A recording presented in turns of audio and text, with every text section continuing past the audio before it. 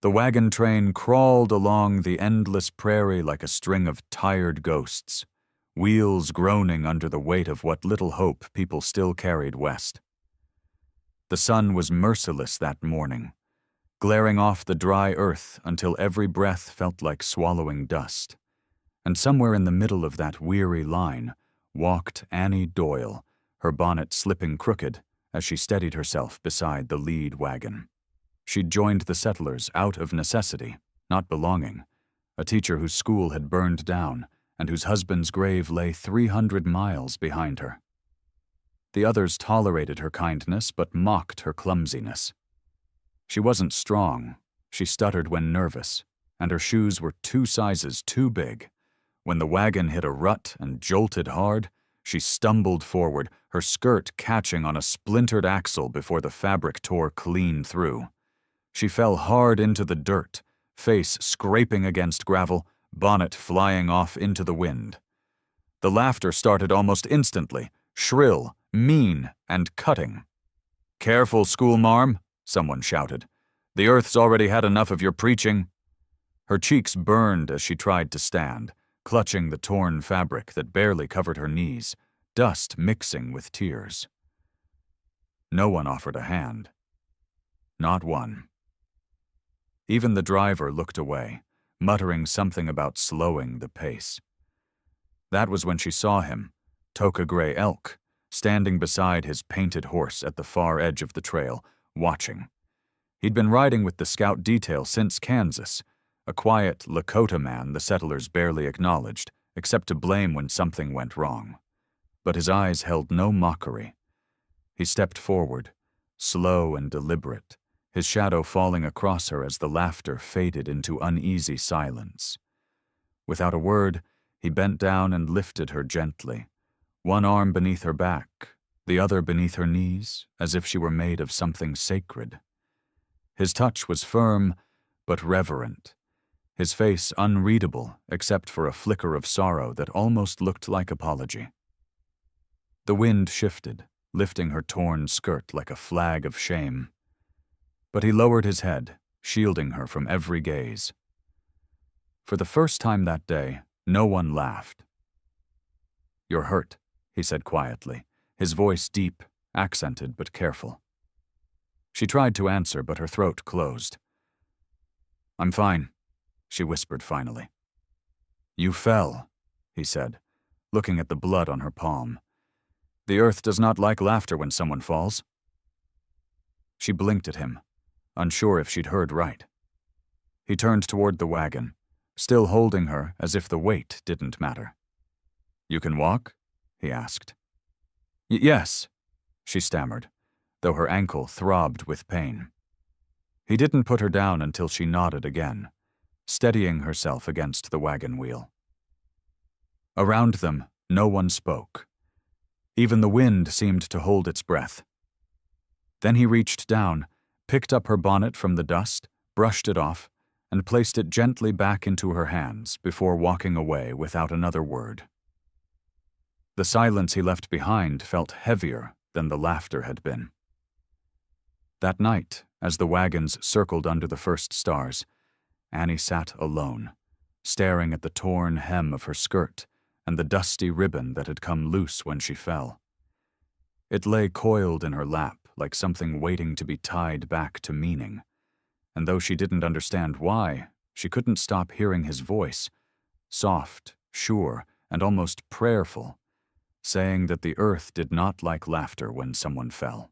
Night spread across the plains like ink poured over parchment, swallowing the wagons one by one until only the small fires kept the darkness from taking everything. Annie Doyle sat apart from the others, her back against a wheel, her skirt mended as best as trembling fingers could manage. She had washed her hands in the creek, but the sting of the fall hadn't left her skin, or her mind. Each time she looked up, she caught people glancing her way before whispering, their laughter softer now but sharper somehow, like blades hidden in cloth. A little boy wandered by and asked, "Did it hurt, miss?" And before she could answer, his mother pulled him away, murmuring that it wasn't polite to talk to those who draw bad luck. Annie smiled faintly anyway. She had learned long ago that gentleness could exist even when uninvited.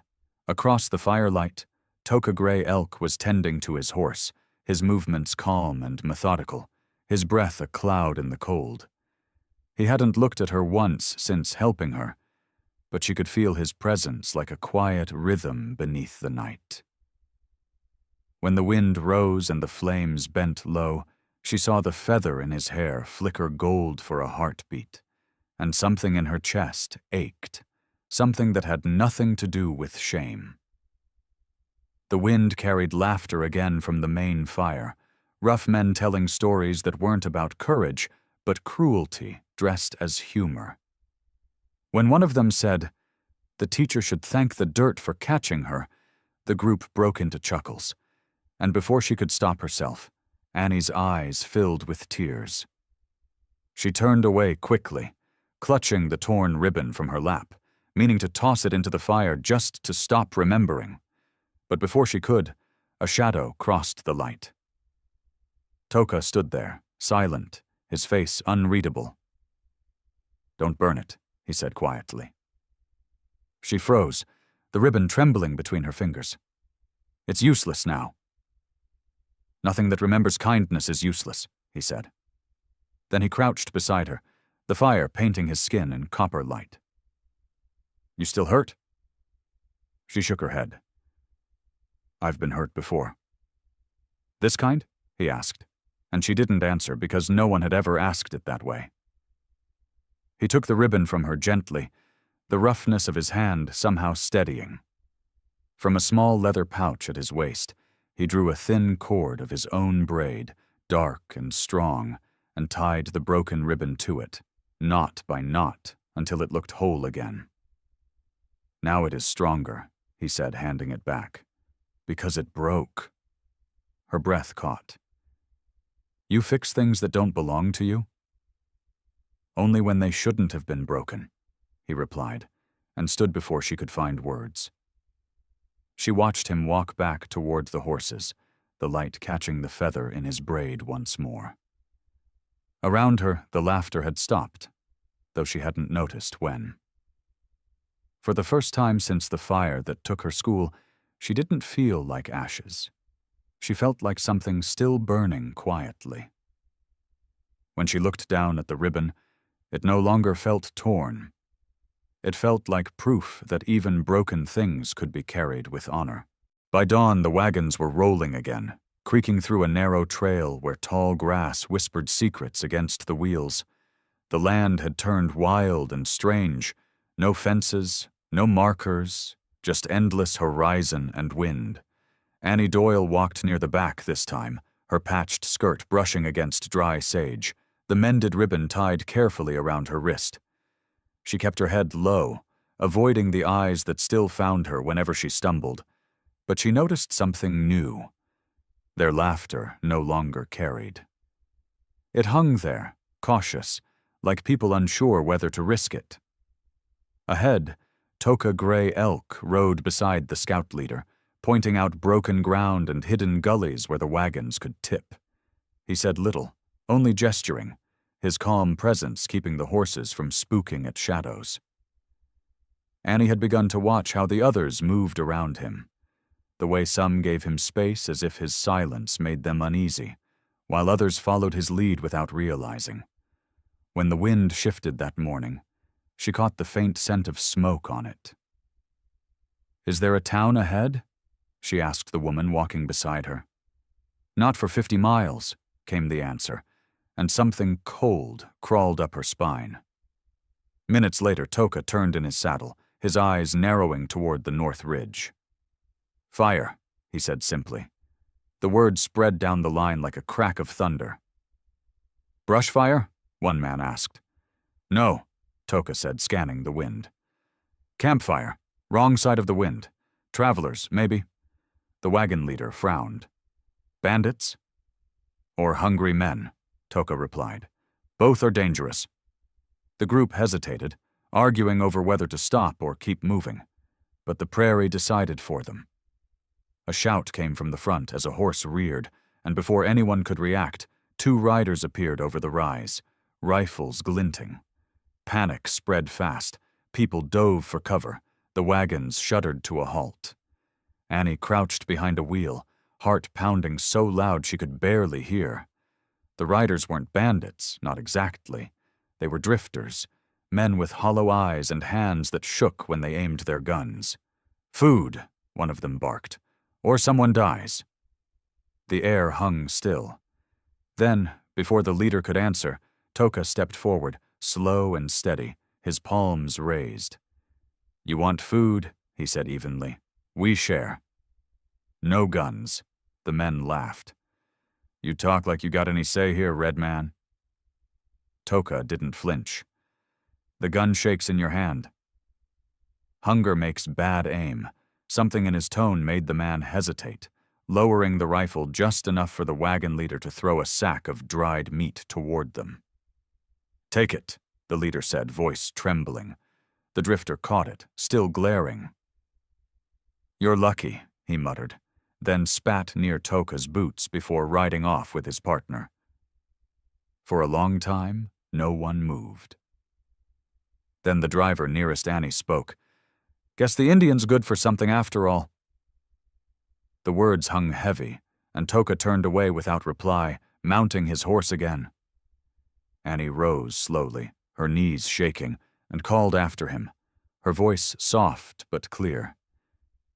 "You didn't have to stand between them and us."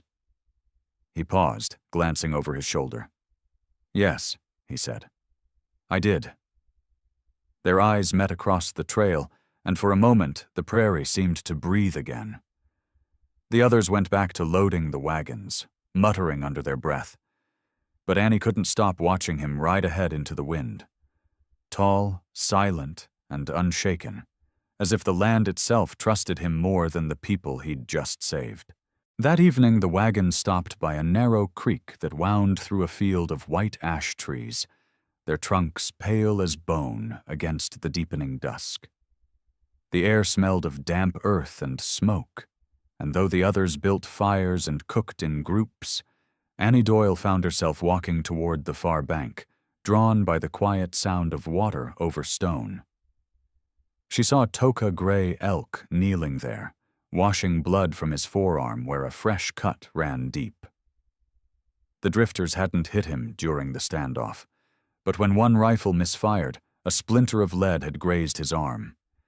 He hadn't mentioned it to anyone. She hesitated at first, afraid he'd turn her away.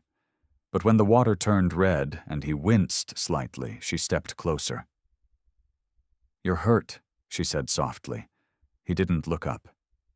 "It is small." "Small things get worse if you ignore them," she replied, kneeling beside him before he could protest. From her satchel, she pulled a scrap of linen, one of the few she had left from her teaching days. "Hold still." He watched her hands as she dipped the cloth into the creek, wrung it out, and pressed it gently to the wound. He didn't flinch, but she could feel his muscles tense under her fingers.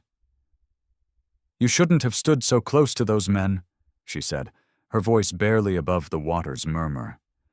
"You think courage means no fear?" "I think courage means you walk toward it anyway," he answered quietly. She smiled faintly. "You sound like a teacher." "You sound like someone who still believes words can stop pain," he said. "Sometimes they can," she whispered. He turned to look at her then. Really look. His amber eyes reflecting the firelight flickering from camp across the creek. "Your words didn't stop them from laughing," he said, not cruelly but truthfully. She looked away, her breath trembling. "No," she said, "but yours did." He didn't reply, but something in his gaze softened. "You've seen worse than laughter," he said finally. "Yes," she admitted. "A fire took everything. My school, my husband, even the children I taught. I ran until there was nothing left to carry but guilt."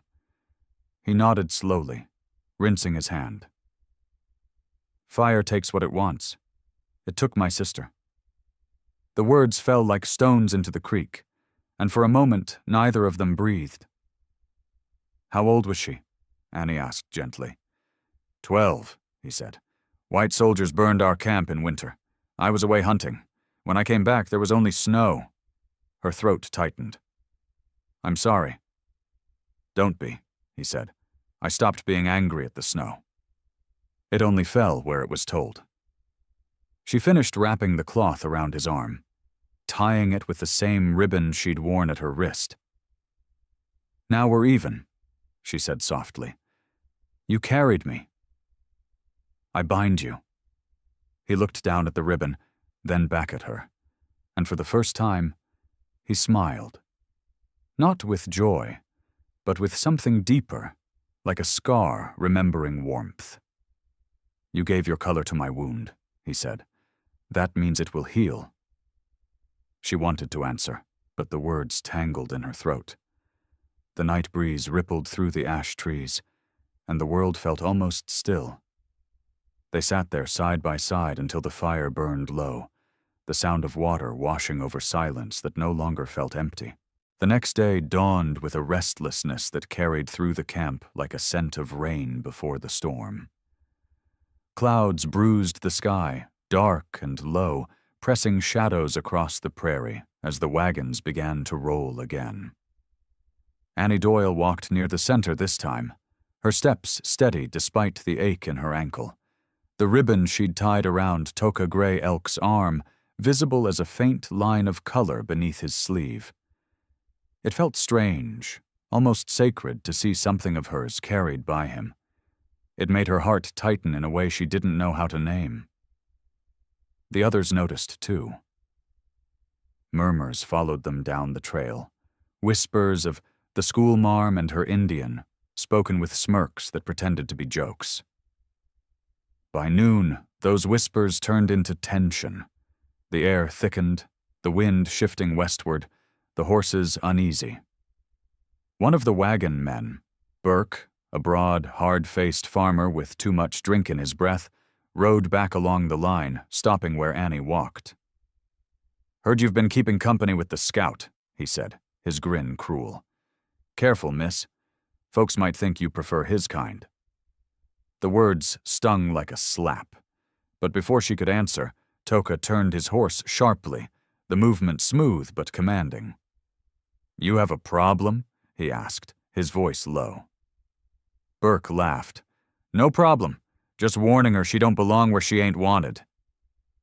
Toka's gaze didn't waver. "And where is that?" "Anywhere near decent folk," Burke spat. The air went still, every sound swallowed by the wind. Annie stepped between them, her pulse racing. "That's enough," she said firmly. "You should go." Burke's eyes gleamed with malice. "You defending him now? You'd trade your place among us for his?" She held his stare, the trembling in her hands hidden by sheer will. "If decency means standing by while you humiliate someone better than you'll ever be, then yes. I'd trade it gladly." A ripple went through the group, half shock, half admiration, but Burke's pride couldn't bear the sting. "Careful, teacher," he sneered. "A man like him don't save women like you." He collects them. Before he could say another word, Toka dismounted in one slow, deliberate motion, the ground seeming to tilt under his weight. He didn't reach for a weapon. He just stepped forward, eyes fixed on Burke, every inch of him calm but dangerous. "You talk too much," he said. Burke's hand twitched toward his belt, but Toka stopped him with a single look, a stillness so absolute it silenced even the wind. "You draw," Toka said quietly. "You die in shame. You walk away. You live." The moment stretched thin as glass. Then Burke muttered something under his breath, spat in the dirt, and rode off toward the front wagons. For a long time, no one spoke. Then a woman near the fire wagon whispered, "He didn't even touch him." "Didn't need to," another murmured. Annie turned to Toka, her voice trembling. "You could have killed him." He shook his head. "If I kill for every word, I become the echo of the man who first threw it. Her throat tightened. You saved me again. No, he said. This time, you saved me. They walked on in silence, the storm finally breaking overhead, rain pouring down in silver sheets that washed the dust from the trail. The others hurried to cover their wagons, but Annie didn't move. She looked at the sky, letting the water soak through her hair and skirt, and for the first time in years, she didn't feel dirty from being seen. She felt clean for standing tall. The storm didn't stop when night came. It deepened, turning the camp into a blur of rain and shivering lanterns. The wagons huddled close like frightened cattle. Annie Doyle sat inside a small supply tent, her wet hair clinging to her cheeks, her hands wrapped around a tin cup of coffee that had long gone cold. The sound of thunder rolled through the hills, slow and heavy, and every few minutes, lightning flashed against the wagon wheels, throwing quick white ghosts of light across the prairie. She hadn't seen Toka Gray Elk since the confrontation that afternoon. He'd disappeared into the downpour, likely tending to the horses or scouting the ridge for flash floods.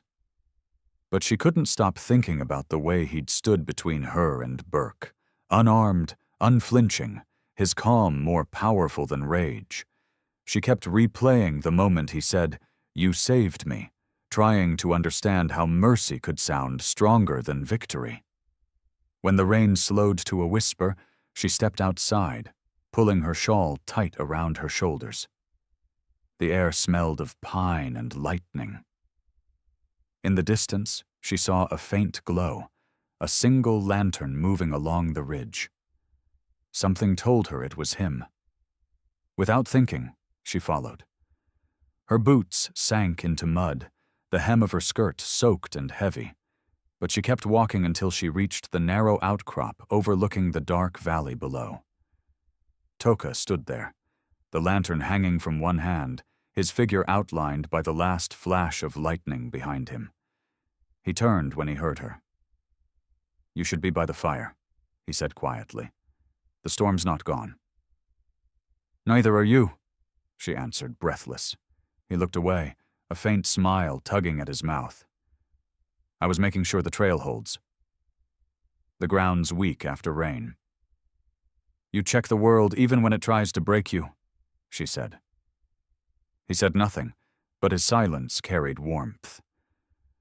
For a moment they stood there, the wind lifting strands of her hair, the lantern between them flickering like a heartbeat. "They won't forgive me for standing up to him," she said softly. "They'll forget," he replied. "People forget what they don't understand." "Do you?" she asked. "Forget?" "No," he said, "but I remember quieter." She smiled faintly, her eyes on the valley. "I never thanked you for what you did." "You already did," he said, "when you didn't hide." The words made her throat tighten, but before she could speak, a sharp gust of wind nearly blew out the lantern. She caught it just in time, her hand brushing his. The touch froze them both. His skin was cold, her fingers trembling against his, and in that stillness, something wordless passed between them. A promise neither of them meant to make, but both understood. He let go first, taking the lantern and placing it on the ground between them. "The rain will start again soon," he said. "Then let it," she whispered. He met her eyes, and for a heartbeat, the whole world seemed to shrink to that flickering circle of light. The man who lived in silence, and the woman who had forgotten how to be seen. When thunder rolled again, it sounded softer, like the sky was exhaling. They walked back to camp side by side, saying nothing, but their shadows stretched long and close behind them, bound together by the glow of a single flame that refused to go out. Morning came heavy and gray, the air thick with smoke instead of mist. A low hum spread through camp, that uneasy murmur that always meant something had gone wrong. Annie Doyle woke to the smell of burning canvas and the sound of shouts. Her heart leaping before her feet even touched the ground. She ran toward the noise, skirts clinging to her legs, and froze when she saw it. The rear wagon engulfed in flames, orange tongues licking at the wheels as two men tried in vain to throw water from buckets that hissed uselessly in the heat. A child screamed from inside, the sound slicing through the morning air like glass. Without thinking, Annie moved forward, but Toka Gray Elk was already there, pulling the wagon cover loose, smoke swirling around his shoulders. "Stay back!" someone shouted, but he didn't hear, or didn't care. The wooden frame cracked, sparks flying as he climbed onto the burning boards. Annie saw him reach inside, his arm disappearing into the smoke, then emerge again, clutching a little boy by the back of his shirt. He dropped the child into waiting arms below before the flames roared higher, trapping him in.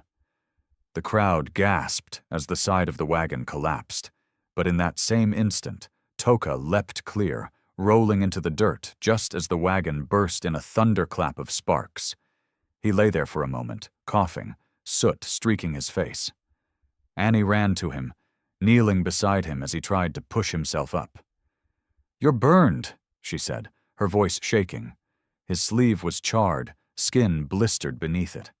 "I'm fine," he rasped, trying to stand. "No, you're not," she said, catching his arm. He looked at her then, eyes raw and bright. "The boy lives," he said simply. "That's enough."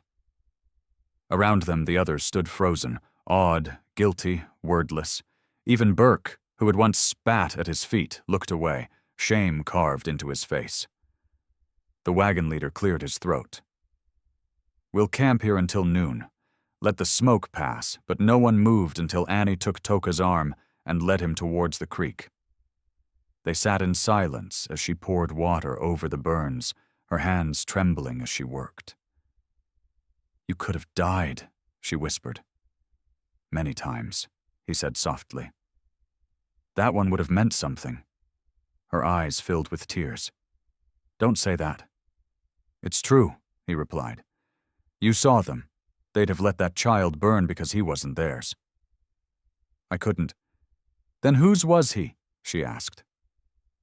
Toka looked out at the river, its surface still reflecting the smoke. "All children belong to someone who remembers pain." The words silenced her, the weight of them sinking deep. She wrapped his arm again with what linen she had left, the same fabric she'd used once before.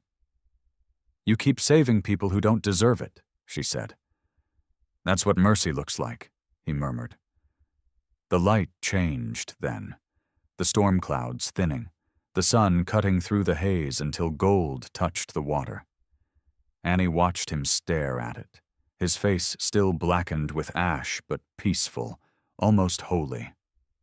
Behind them, the settlers began rebuilding, quieter this time, their eyes following him not with suspicion, but with something closer to reverence. When he finally stood, his shadow fell long across the creek, and she rose beside him, still holding the ribbon that had somehow survived both fire and rain.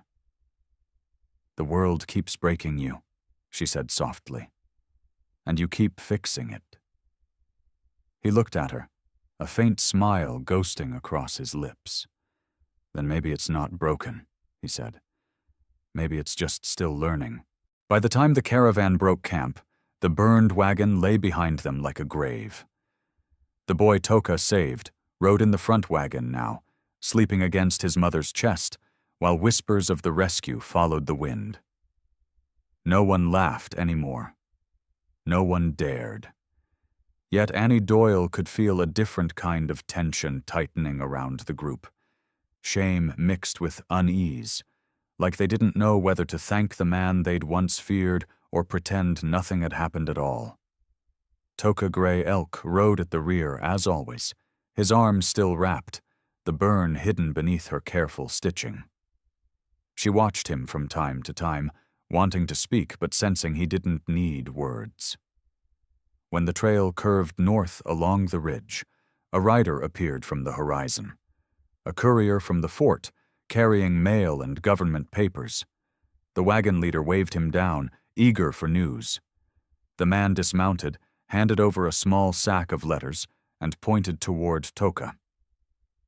"One for your scout," he said. "Official." The others glanced uneasily as the leader passed it over. The envelope bore a red seal. Military. Toka studied it for a moment, then turned his horse towards the quiet edge of the ridge and opened it alone. Annie followed at a distance, sensing trouble in the way his shoulders stiffened as he read. When he finally lowered the paper, his hand trembled. She stepped closer. "Bad news?" she asked softly. He didn't answer right away, only crushed the letter in his palm until the paper tore. "They want me to return east," he said at last. "To testify." "Testify?" she echoed. "Against who?" "A soldier," he said. "One who burned my village, the one who—" He stopped, jaw tightening.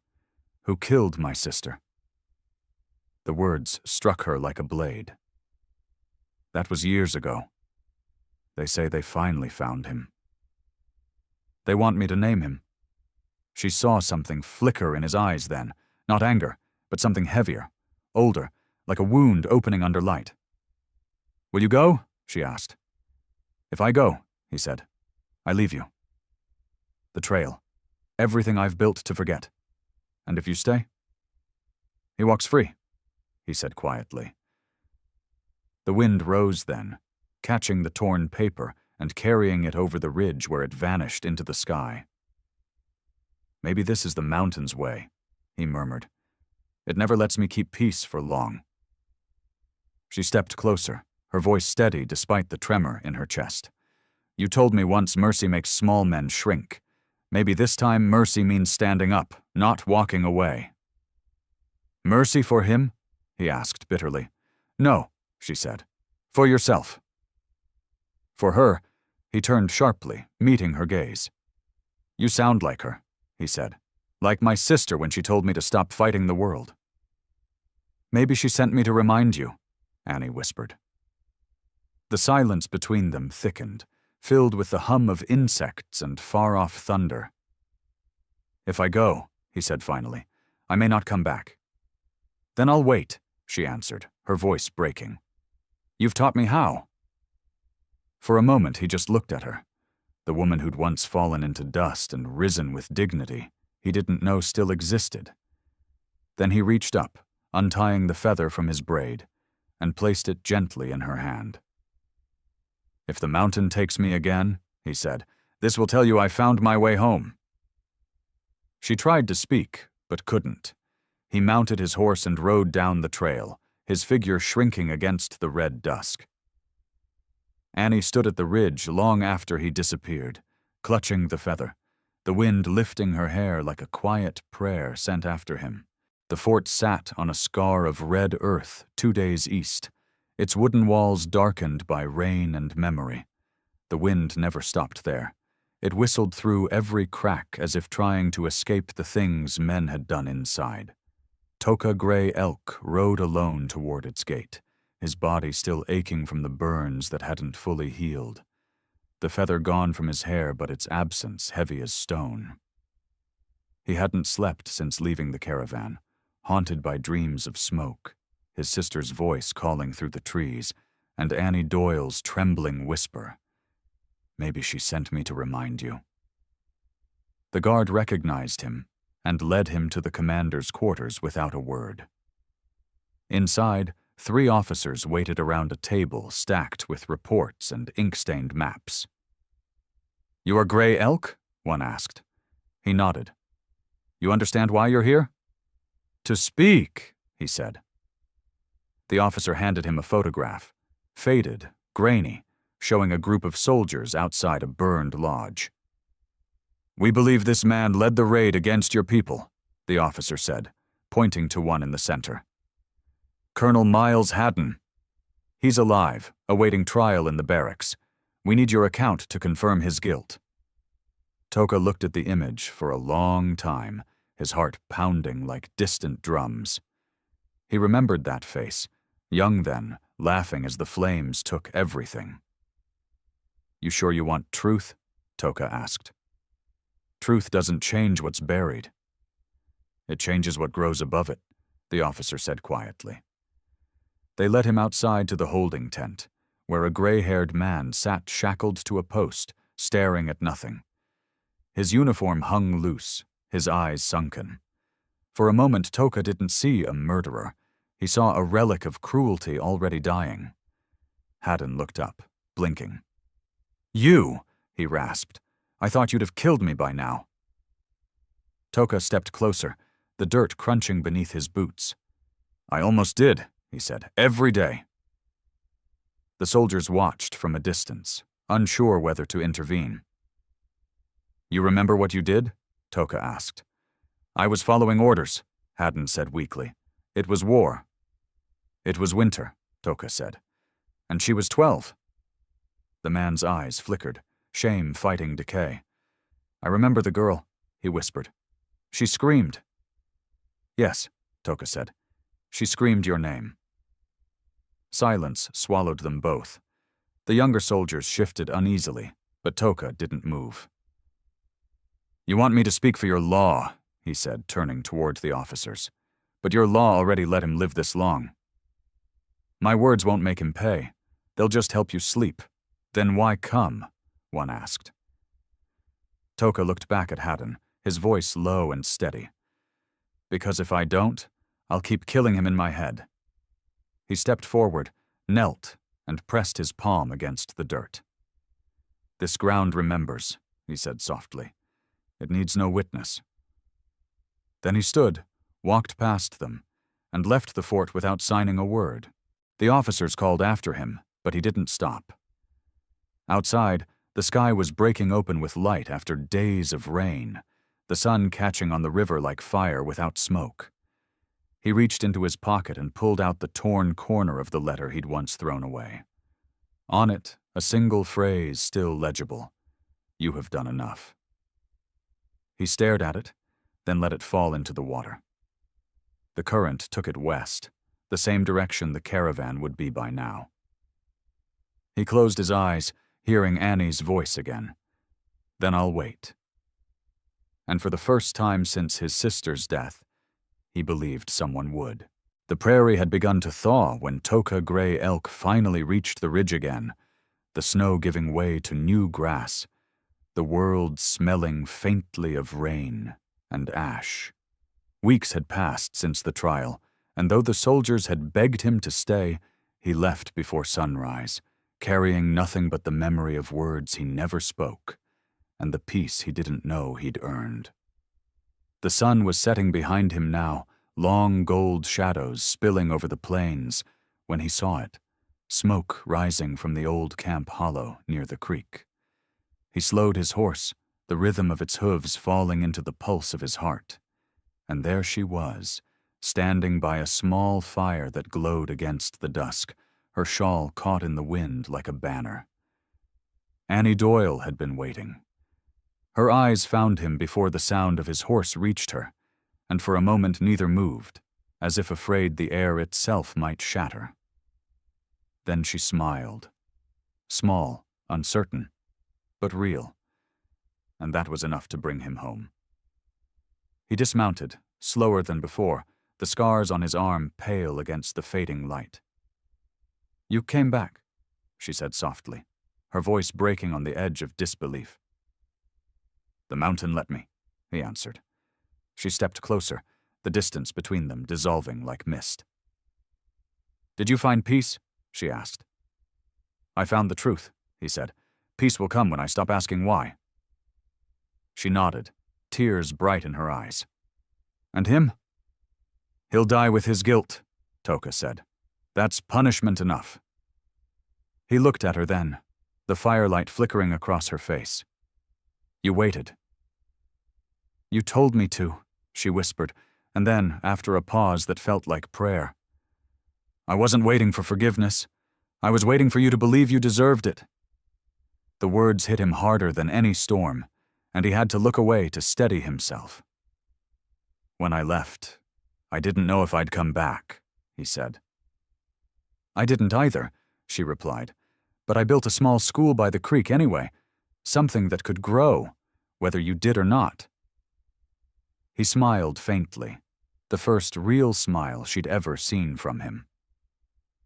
"The mountain gives back more than it takes," he said quietly. "Sometimes," she said, "it gives back people." The silence that followed wasn't empty. It was full of everything they hadn't said. He reached into his coat then, pulling out a single thing, the feather she'd given him back without knowing.